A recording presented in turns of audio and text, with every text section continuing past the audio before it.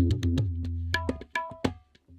today's video, I'm going to share with you a soup recipe from the Potato Reset because I want you all to be healthy and safe right now, and I think soup is a fantastic way to extend your pantry items and potatoes and make them last a little longer. Because I don't know about you, but right now it's harder to get potatoes. There was a few times I went to the grocery store and there wasn't any potatoes, and now that there are potatoes, they're limiting how many you can buy each time you go.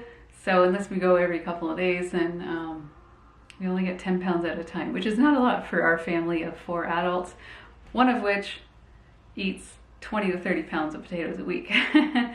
So anyway, I know some of you can't afford to buy the Potato Reset book right now. I know, I get it, finances are tight for a lot of people, including myself, and I just want you to be healthy, safe, and happy, and I want to share a few recipes from my book throughout this month doing this video challenge. So if there's any recipes that you heard of that are in the Potato Reset and you want to know how to make them, let me know and I will consider sharing that this month as well.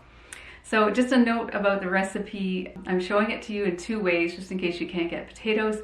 You can swap the potatoes out for rice, and the most important thing here is that you have diced tomatoes and tomato paste. After that, you can kind of play around with it. It's very versatile. You can use whatever vegetables you have. Just note that if you use fresh broccoli, you want to add that in near the end, typically however long you normally would boil your broccoli for, if you don't like it overcooked and mushy. I know some of you aren't even able to get fresh onions right now, so if that's the case, just use extra onion powder. I use garlic powder, but you could use fresh garlic if you want. That's probably really good for immunity. Maybe add some fresh ginger, just have some fun with it. You know, you really can't go too wrong with a tomato-based soup. That's the wonderful thing about it.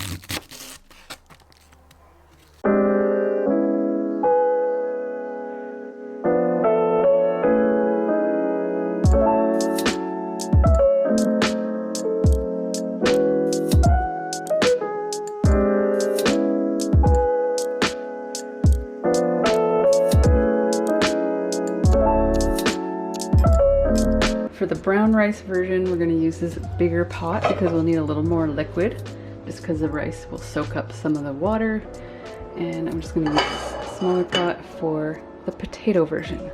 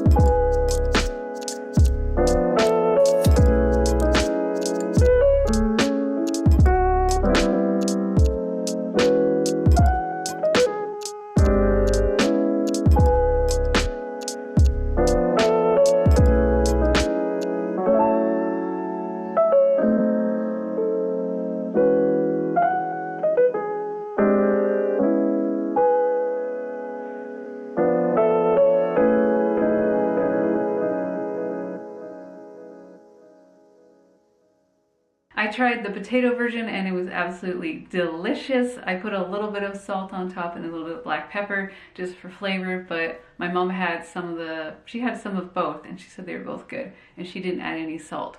But if you have celery, definitely add that. That's something that the recipe normally calls for, but I just didn't have any on hand. If you don't have any cabbage, you could put in other vegetables like zucchini or fresh carrots just cut up and cubed. You want to add that when you're sauteing to soften.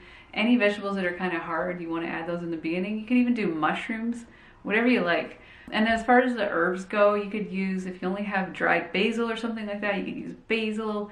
any kind of savory herb mix like Mrs. Dash, or the Costco has one. It's a no salt Kirkland signature blend that would work too.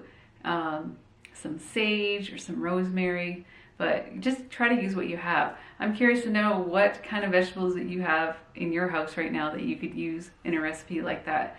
And if you're having any difficulties getting enough food right now, enough variety. Somebody on Instagram DM'd me saying that she's down to rice and beans right now because where she lives, it's on a massive lockdown. So I don't know exactly what that means, if that means she can't even go to the grocery store or what, but I know everybody's situation is different. I know there's people that live in what they call food deserts, where people don't even have access to healthy food in general. So I'm just curious to know what your situation is like and how it has changed since this whole pandemic thing. Yeah, I'm just curious to know what the situation is where you are, if you're able to get fresh, frozen, canned, whatever. And I also just wanted to take this time to thank. I feel like there's not enough thanks for all the people that are working on the front lines right now, including grocery store workers and everybody that's keeping the supply chain moving right now out of necessity, and all the doctors and nurses that are working with the patients and risking their lives at the same time. So I just wanted to thank you all for all your work.